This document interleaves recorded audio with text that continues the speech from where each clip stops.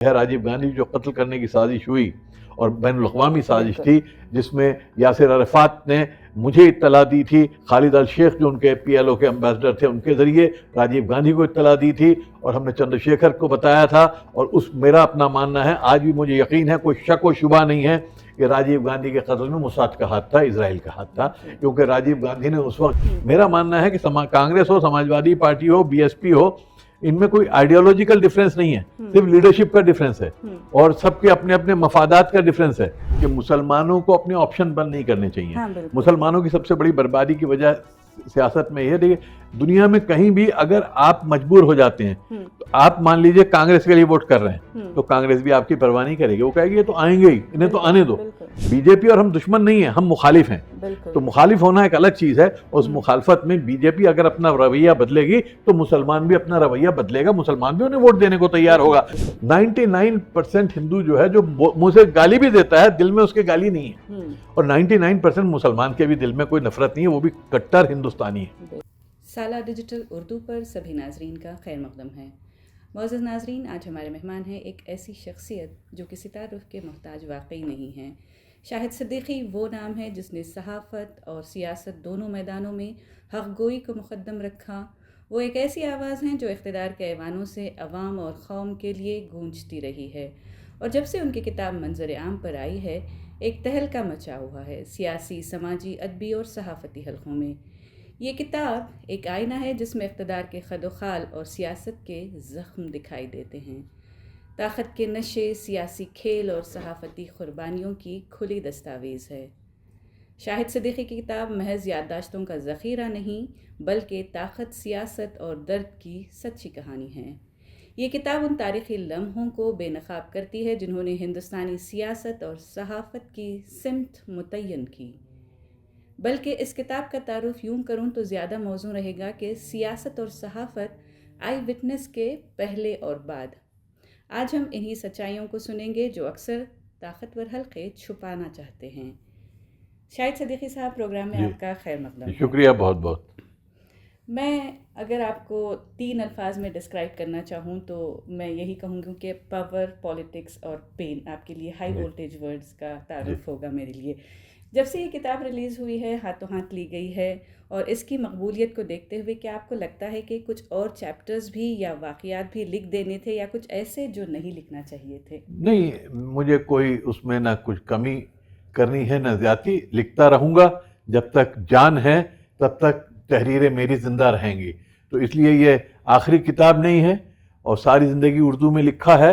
अगर एक जगह मैं जमा करूं जितना मैंने लिखा है पिछले 50-60 बरस में, तो शायद ये कमरा नाकाफ़ी होगा उसको उसमें समोने के लिए। तो उर्दू में तो बहुत लिखा है, लेकिन अब मैं उर्दू के बाहर उन लोगों तक पहुंचना चाहता हूं, नई जनरेशन के पास, कि मुसलमानों में भी यंग जनरेशन जो है उर्दू नहीं पढ़ रही है, तो उस तक मुझे पहुंचना है। दूसरे जो तालीम याफ्ता लोग हैं उन पर पहुंचना है। तीसरे जो गैर मुस्लिम हैं, जो हमारी बातों को गलत तरीके से लेते हैं, ये हमारे ऐसे हैं जो हमारे मुस्लिम दोस्त जो गैर मुस्लिम हैं, जो कि सेकुलर हैं, उन तक भी सच्चाइयाँ पहुंचाना है। चौथे जो सियासतदान हैं उनकी भी आंखें खोलना है। तो और पांचवें ये कि तारीख में रकम करना है आने वाली नस्लों के लिए।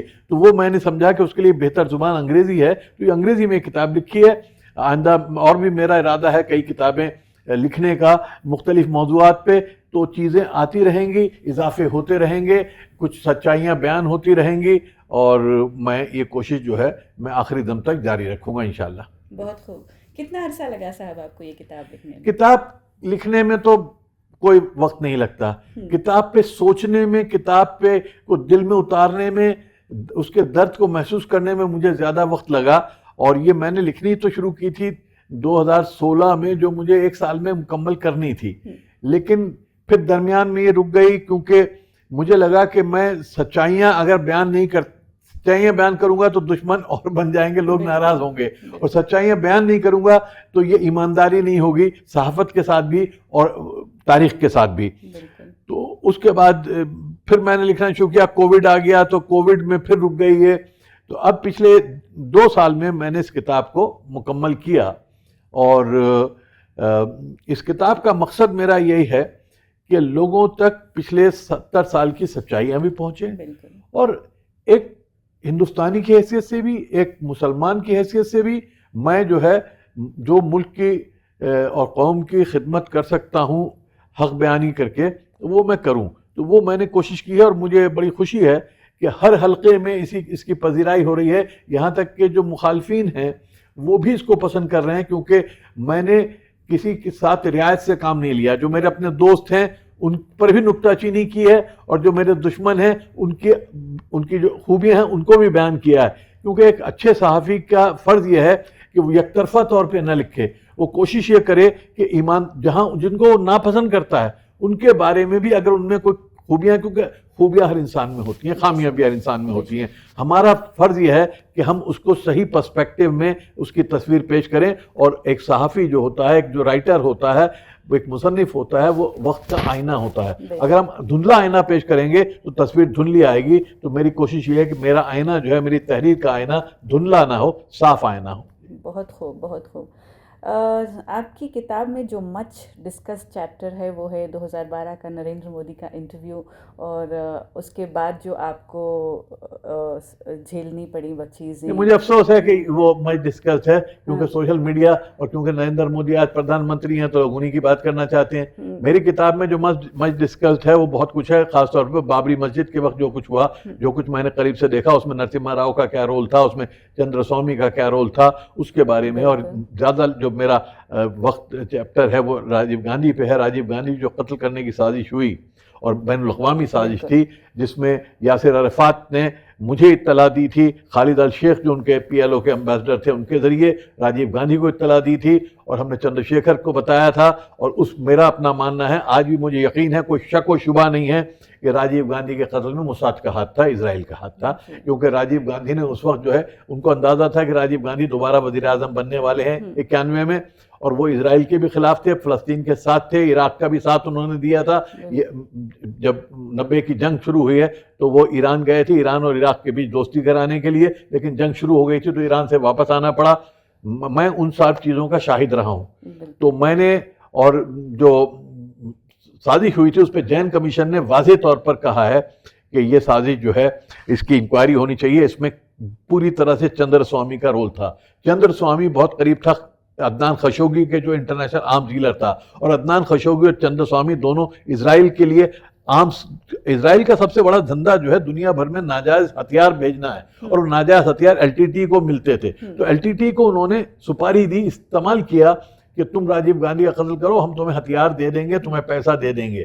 तो मेरा मानना है कि राजीव गांधी का कत्ल सिर्फ LTT ने नहीं किया, LTT तो सिर्फ इस्तेमाल हुआ, तो उसके बारे में लोग बात नहीं करना चाहते। बात सिर्फ मोदी मोदी मोदी, तो मोदी लोगों के दिमाग पे इतना सवाल है, बात ही कुछ और नहीं करना चाहते। जबकि मोदी मेरी जिंदगी का एक बहुत छोटा सा चैप्टर है। मेरा जो असल इंटरव्यू इंदिरा गांधी का इंटरव्यू जो मैंने 1977 में किया, मुझे अफसोस होती है उर्दू वाले भी जो है असल बातों पर नहीं करते। कोई इंटरव्यू देख के किसी लल्लन टॉप का, उसी पे भाग चले, एक कोई पकड़ लेता उसी को सब लेके दौड़े जाते हैं। तो ये मुझे तकलीफ होती है, क्योंकि इंदिरा गांधी का जो इंटरव्यू 77 में था वो तारीखी इंटरव्यू था, उस पर मैंने जो है लिखा है। तो वो सारी चीज़ें पढ़ने की हैं, किताब को पढ़ना चाहिए।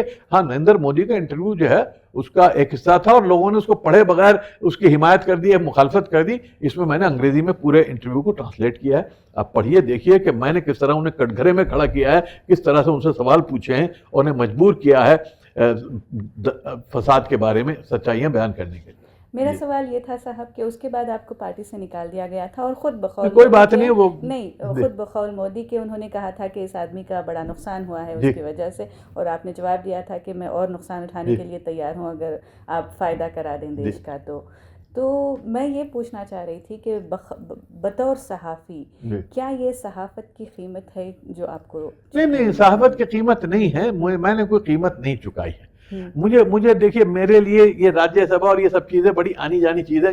मुझे तो नरसिम्हा राव ने 2 बार राज्यसभा पेश की, किताब में मैंने लिखा है, और मैंने इनकार कर दिया। मुझे अपने रामकिशन हेगड़े ने, जो कर्नाटक के चीफ मिनिस्टर थे, उन्होंने 1988 में जब जनता पार्टी बनाई है, उन्होंने मुझे दिल्ली में कर्नाटक भवन में बुलाया, मेनका गांधी साथ बैठी थी, और उन्होंने मुझे 2 घंटे तक समझाया कि तुम जनता पार्टी ज्वाइन कर लो। जनता दल बनी थी उस वक्त, जनता दल ज्वाइन कर लो और मैं तुमको राज्यसभा में लाऊंगा। मैं और आपको और राम जेठमलानी के जो वकील थे, दोनों को राज्यसभा की 2 सीटें थी उनके पास। मैंने कहा साहब, मैं अभी सियासत में आना ही नहीं चाहता, मैं सियासत से बाहर रहना चाहता हूँ। और मैं नहीं आऊँगा। मेनका गांधी जिनसे मेरी बहुत कुर्बत रही है, उन्होंने भी मुझे बहुत समझाने की कोशिश की, और हेगड़े साहब मुझसे बहुत मोहब्बत करते थे। और जो पर्सनल मैंने कभी उस वक्त बयान नहीं किया, बल्कि जब मैं जेल से, एक मजे की बात आपको और बताऊं कि मैं जेल से आया हूं निकल के, जब 1986 दिसंबर नवंबर में, तो दिसंबर में मेरे ऑनर में हेगड़े साहब उस वक्त चीफ मिनिस्टर थे, उन्होंने दिल्ली में बहुत बड़ा रिसेप्शन किया कि भाई ये शाहिद सिद्दीकी जेल से निकल के आए हैं, उनको मैं एजाज देना चाहता हूँ।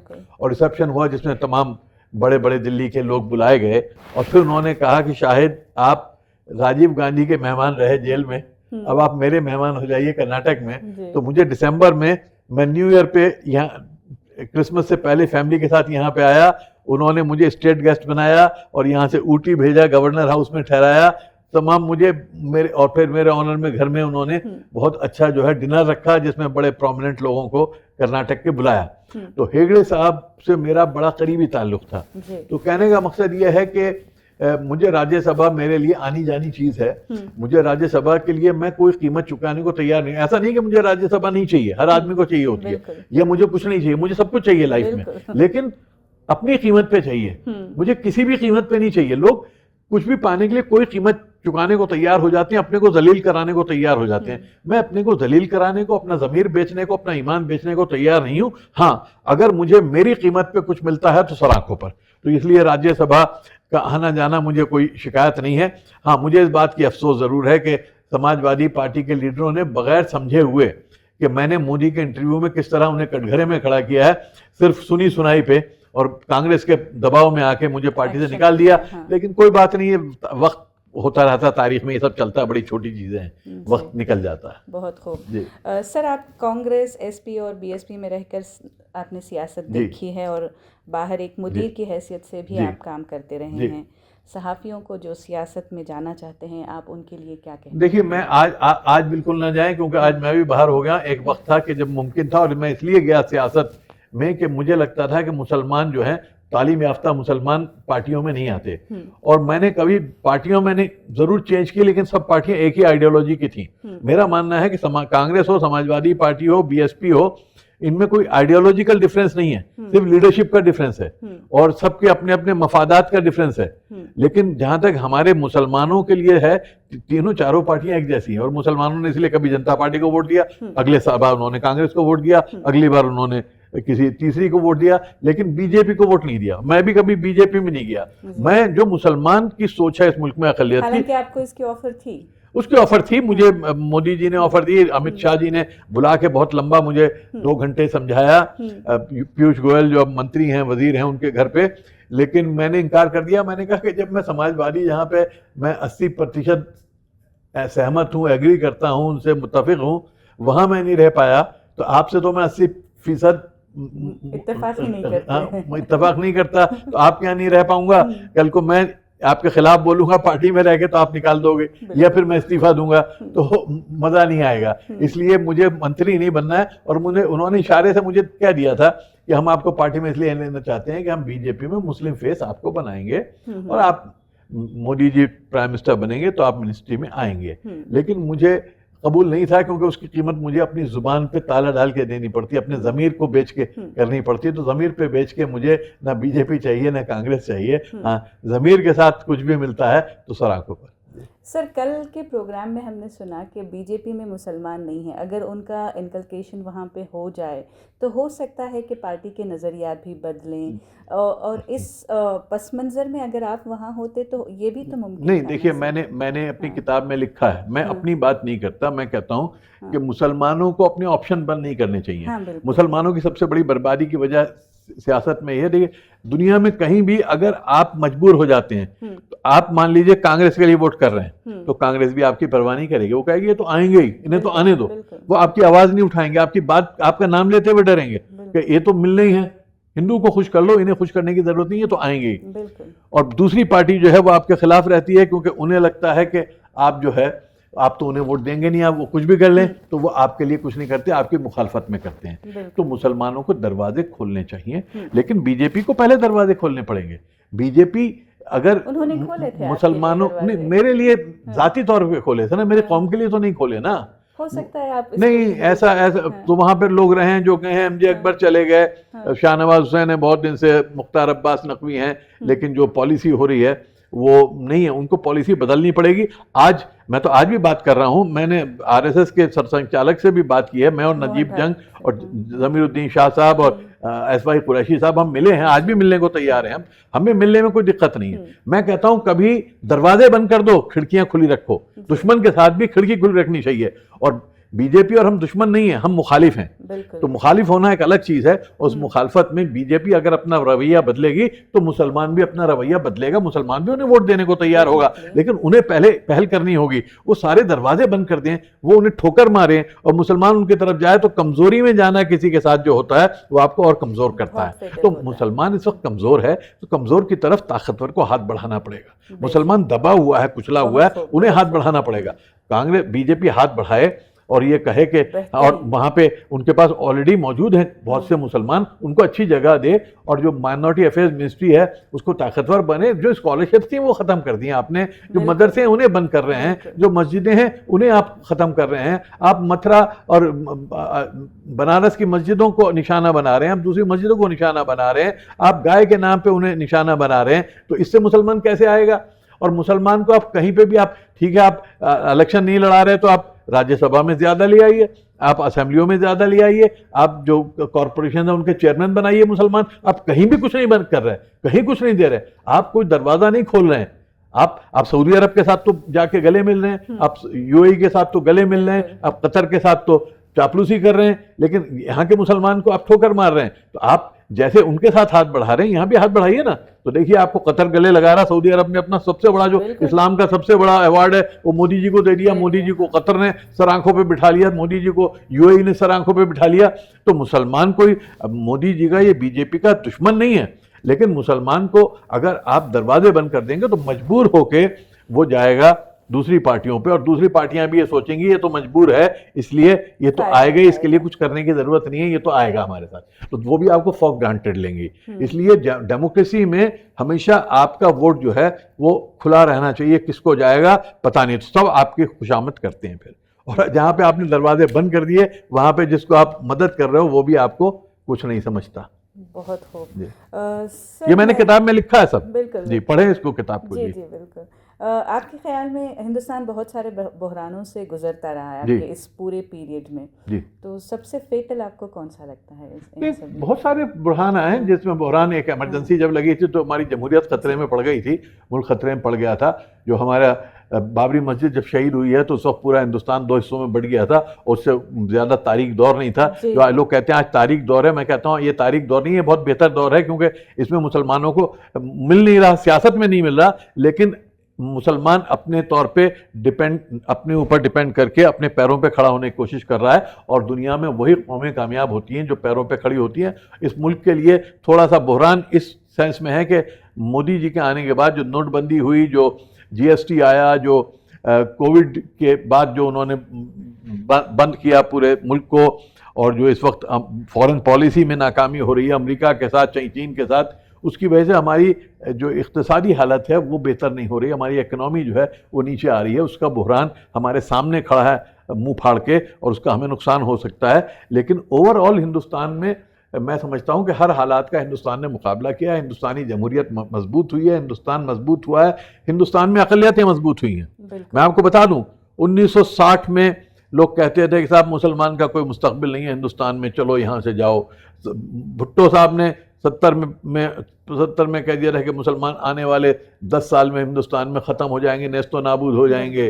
ज़ियाउल हक़ साहब ने कह दिया था मुसलमान हिंदुस्तान में ख़त्म हो जाएंगे। अरे कहाँ ख़त्म हो गए? तुमसे ज़्यादा मजबूत है, पाकिस्तान से ज़्यादा मजबूत है, या उससे ज़्यादा तालीम हासिल कर रहे हैं। हिंदुस्तानी मुसलमान के पास बड़ा मौका है, हमारे नौजवानों के पास सिर्फ ज़रूरत इसकी है कि भैया थोड़ी मेहनत कर लो दूसरों से ज़्यादा, तो आपको ना हिंदुस्तान रोकेगा ना दुनिया रोकेगी, आप दुनिया में नंबर 1 होगे।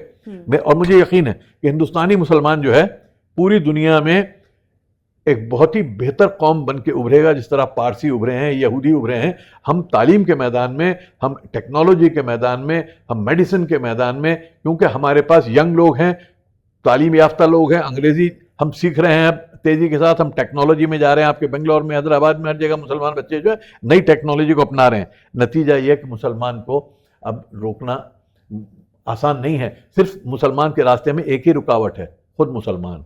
जिस दिन मुसलमान अपनी इस रुकावट को खत्म कर देगा, मुसलमान बहुत आगे चला ये जाएगा। बहुत अच्छी बात कही आपने। मैं आपके इस जवाब से दो सवाल और मेरे जहन में आए। एक तो ये कि जीएसटी को जो लेटेस्ट रिफॉर्म्स हुए हैं उसको आपने एक पोस्ट लिखी है राहुल गांधी के बारे में, इस पर आपका क्या टेक है? कि मेरा कहना यह है कि जीएसटी बहुत शुरू से ही गलत आई, बहुत ही कंफ्यूजिंग आई। ये मोदी जी जब सरकार में आए थे उन्होंने एक बात कही थी, मुझे बड़ी अच्छी लगी थी कि लेस गवर्नमेंट मोर गवर्नेंस, यानी हुकूमत कम होगी और जो क्या कहना चाहिए गवर्नेंस ज्यादा होगा। लेकिन हुआ उल्टा कि आपने गवर्नमेंट ज्यादा बढ़ा दी, गवर्नेंस कम हो गया। रूल पे रूल, जीएसटी तो OIE और पता नहीं क्या क्या दुनिया भर के आप बैठे यही करते रहो, इनकम टैक्स के इसके उसके रूल, हजारों रूल बना दिए। पहले आप एक टैक्स देते थे, आप दर्जनों किस्म के टैक्स, दुनिया भर की परेशानियां। दुकानदार के लिए, छोटे व्यापारी के लिए तो अजाब हो गया काम करना। वो ये जीएसटी भरता रहे कि अपनी दुकान चलाए, कि अपना कारोबार चलाए। आपने इतना मुश्किल कर दिया। तो जीएसटी आया बिल्कुल गलत तरीके से। दुनिया भर में जो जीएसटी होता है उसकी एक या दो दरें होती हैं। यहाँ पे आपने दुनिया भर की, पता नहीं कि किस चीज पे कितना जीएसटी लगना है, तो अब आपने 2 करी हैं। तो अब बहुत देर की मेहरबान आते आते, और इसकी और ये इसके नहीं जिम्मेदार तो हुकूमत ही है, लेकिन असर जो है वो राहुल गांधी ने पहले दिन से बहुत जोरदार तहरीक चलाई, बहुत जबरदस्त तहरीक चलाई। उन्होंने मुसलसल कहा कि उसको जीएसटी को खत्म करना होगा, उसको उसके 1 या 2 जो है पैमाने बनाने होंगे। और तो राहुल गांधी की इस कोशिश का नतीजा है, तो हमें उन्हें क्रेडिट देना चाहिए। मैं कोई राहुल गांधी की तारीफ नहीं कर रहा हूँ, राहुल गांधी की गलतियां भी बहुत हैं, कमजोरियां कांग्रेस की बहुत हैं। और राहुल गांधी बेचारे को बड़ी कमजोर कांग्रेस मिली है, वो अपने कंधे पे कांग्रेस को लेकर चल रहे हैं। कांग्रेस राहुल गांधी को कंधे पे नहीं उठा रही है, माफ करें। लोग ये कहते हैं कि कांग्रेस के सर पे सवार होकर राहुल गांधी आगे बढ़ रहे हैं, नहीं, राहुल गांधी के सर पे कांग्रेस खड़ी होकर आगे बढ़ रही है। राहुल गांधी कब तक उठा के चले कांग्रेस को? दूसरे कांग्रेसियों को मेहनत करनी पड़ेगी, जमीन के ऊपर लड़ाई लड़नी पड़ेगी अगर आपको इख्तियार में आना है। बिल्कुल। आपके उसी जवाब से मेरा एक और सवाल था कि आपने किताब में लिखा है कि उन दिनों पाकिस्तानी कहकर पुकारा करते थे जी, और आज उन दिनों, उस दिन से और आज तक भी जो है पाकिस्तान चले जाओ के नारे गूंजते हैं जी। तो वहाँ से यहाँ तक आपको ये पाकिस्तान वाला चैप्टर कैसा लगता है? मुसलमान नहीं, कोई चैप्टर नहीं। देखिए, पार्टीशन हुआ, 2 लख्त हुआ, हिंदुस्तान 2 टुकड़ों में बटा, लाखों लोग मारे गए, करोड़ों माइग्रेट हुए इधर से उधर। तो दोनों तरफ दिलों में शको शुबात, नफरतें हैं। और कौमों की जिंदगी में 100 साल कुछ नहीं होते। कौमों की जिंदगी में 100 साल एक लम्हा होते हैं।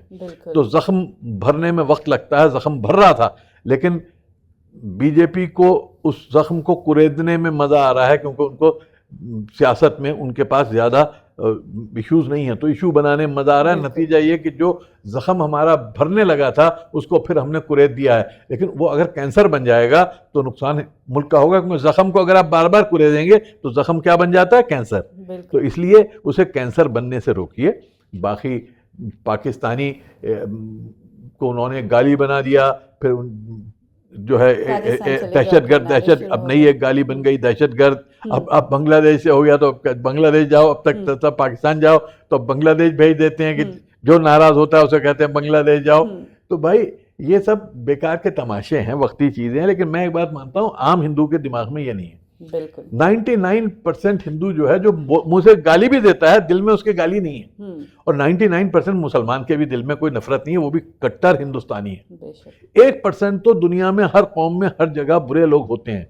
लेकिन जब 140 करोड़ की आबादी हो तो 1% भी जो है 14 करोड़ हो जाते हैं। तो 14 करोड़ खुराफात फैलाने के लिए काफी होते हैं। तो खुराफात, इसलिए उन खुराफातियों को देख के आप समझिए पूरा मुल्क खुराफाती है, पूरा मुल्क खुराफाती नहीं है। लेकिन वो जो 1-2% लोग खुराफाती हैं वो काफी होते हैं। देखिए, इस मुल्क पे आके 10,000 अंग्रेजों ने हुकूमत की, 200 बरस, 10,000 थे। तो किसी मुल्क पे हुकूमत, किसी इलाके में एक गुंडा होता है, लाखों लोग होते हैं। वो गुंडे से लोग डर के रहते हैं जब तक वो डरते हैं। जिस दिन डरना बंद कर देते हैं, गुंडे का पता नहीं चलता कहाँ चला गया।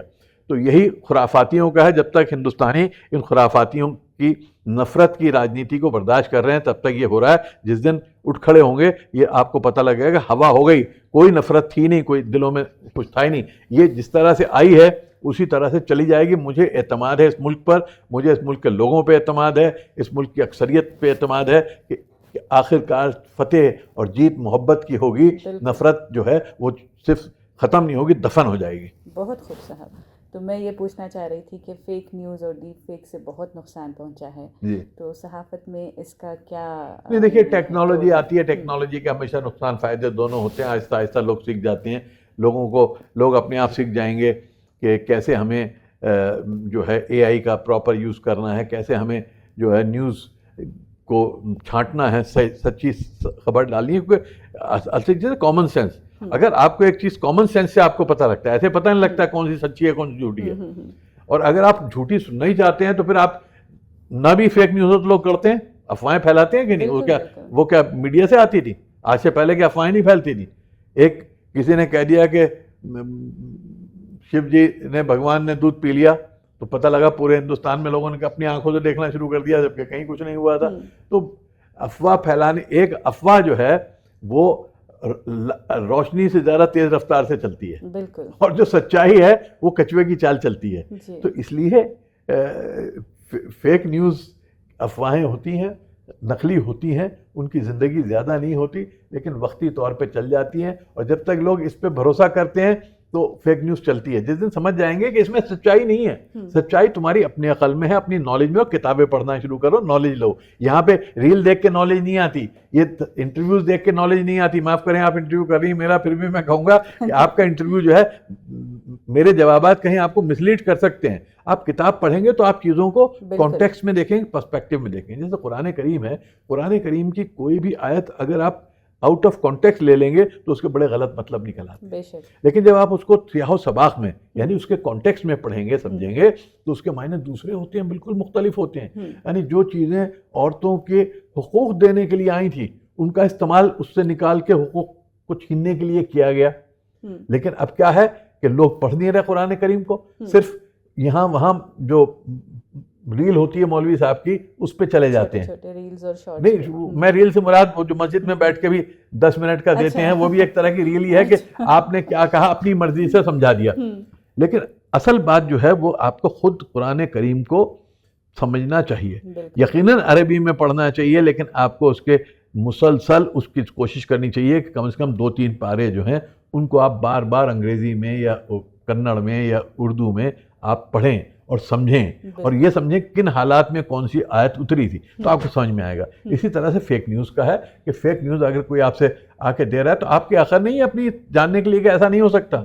अब रील बना देते हैं कि बिल्कुल ऐसी बात जो कह नहीं सकता कोई भी आदमी, वो कह रहा है पाकिस्तान में फेक न्यूज़ चल रही है, मैं देखता हूँ कि साहब वो मोदी खड़े होकर कह रहे हैं कि भाई साहब बहुत बड़ी गलती हो गई, पाकिस्तान इतना ताकतवर है, मुझे पता नहीं था, मैं तो उनसे छेड़ के मैंने बड़ी गलती कर दी, वो तो मुझे ख़त्म। अब वो नहीं कह रहे, ऐसी बात नहीं कह सकते मोदी, लेकिन वहाँ के पाकिस्तानी देख देख के बड़े खुश हो रहे हैं, तालिबान देखो खुद मान लिया है कि ये वो फेक न्यूज़ बना रहे हैं। तो आज तो फेक न्यूज़ का आलम यह है कि आप मेरी आवाज़ में मेरी बात दे सकते हैं, लोगों को लगेगा मेरा शक्ल भी होगी, मैं बोल भी रहा हूँगा, लेकिन मैंने ऐसा नहीं किया। मेरे 2-4 आप वीडियो डाल के AI को कहिए कि शाहिद सिद्दीकी के मुंह से एक फला बात कहलवा दीजिए, तो आप कहेंगे यार हमने तो अपनी आंख से देखा है। तो आज आंख से देखे पे भी यकीन मत करो, मुंह से कान से सुने पे पहले कहते थे यकीन मत करो, आंख से देखे को भी यकीन मत करो। अपनी अकल लड़ाओ और सच्चाई को जानो। एक पहले ऐड आता था कि वो किसी ने कह दिया कि उसमें टब में आप जो है वो टूथपेस्ट डाल के और उसमें उसका गाय का पेशाब डाल के नहाइए तो आप जो है गोरे हो जाएंगे। तो आप लग गए उसके अंदर। लेकिन भाई वो आता था कि अपनी अकल लड़ाओ, कहने पे मत जाओ, तो कहने पे मत जाओ, सुने पे मत जाओ, देखे पे मत जाओ, अपनी अकल लड़ाओ, तो फेक न्यूज़ खत्म हो जाएगी। बहुत खूब। सवाल तो मेरे पास बहुत है, मगर आप वक्त की जी फिर इंशाल्लाह और आगे भी इंटरव्यू होंगे, आगे भी होंगे। हाँ, ऑनलाइन कर लेंगे। सिंदूर पर जानना था। जी नहीं, वो सब अलग चीजें हैं, उस किताब से ताल्लुक नहीं है, इसलिए फिलहाल किताब पे रखिए, वरना कहने को तो सारे मसाइल हैं, पूरी दुनिया के मसले हैं, फ़लस्तीन है, गाज़ा है, उस पर मैंने बहुत काम किया है, मैंने यासिर अरफात के साथ मिल के बहुत काम किया है, इसलिए उस सब पे फिर कभी बात करेंगे इंशाअल्लाह ताला। फ़िलहाल तो हम जो है इस किताब पे देखते हैं, और मेरी लोगों से यही गुजारिश है कि किताब पढ़िए, और इंशाल्लाह मैं कोशिश करूँगा कि जल्द ही उर्दू में भी इसका जो है तर्जुमा हो, किताब शाया हो, और वो बिल्कुल। किताब का भी यहाँ पर इसी तरह से जो है वो इजरा हो बेंगलोर में आके, क्योंकि बेंगलोर आज एक अल्हम्दुलिल्लाह उर्दू का, एक कर्नाटक के उर्दू का अहम मरकज़ है। यहाँ पे उर्दू को ज़िंदा रखिए, यहाँ पे सच्चाई को ज़िंदा रखिए, इंशाअल्लाह ताला हम लोग मिल के काम करेंगे। शुक्रिया बहुत बहुत। खुदा। ये थे द आउटस्पोकन शाहिद सिद्दीकी साहब। इनकी बातों से साफ ज़ाहिर है कि सहाफ़त और सियासत का रिश्ता हमेशा कड़ा इम्तिहान लेता है। इनकी शख्सियत और किताब न सिर्फ माजी की अक्कासी है बल्कि आने वाले वक्त के लिए सबक भी देती है। हमारी ये गुफ्तगू उम्मीद है नाजरीन को पसंद आएगी। मिलते हैं अगले एपिसोड में एक और मेहमान के साथ। तब तक के लिए अपनी मेज़बान सबीहा फ़ातिमा को इजाज़त दें। शुक्रिया।